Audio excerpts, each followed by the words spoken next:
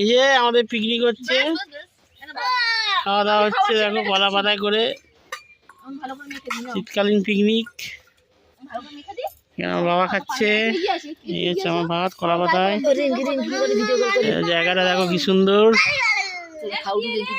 মাছ গাছ, দিকে পুকুর।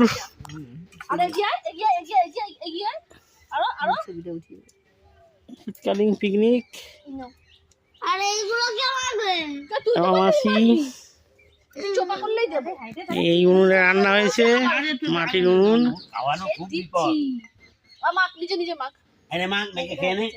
সবাই খাচ্ছে দেখ, এই বলে নিজে খেতে পারি। খুব সুন্দর পিকনিক হচ্ছে, রোদ্দুর উঠেছে, রোদ্দুরের মধ্যে বসে কলা পাতায় করে।